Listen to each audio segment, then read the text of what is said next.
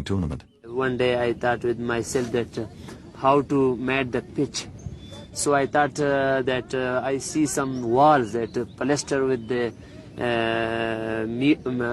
mud and dry grass, and it's have a long life.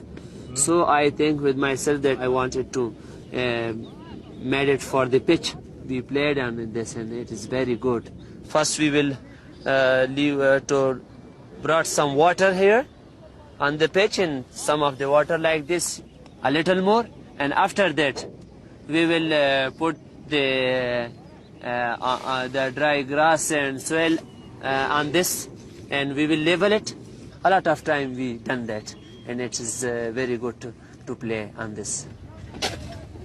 We had a ruler here to fix the to rule this pitch, but someone before 3 months ago someone has stole it from here, and now we have a old loader with which we made it from the cement and concrete, and yes, now we will use that one for ruling.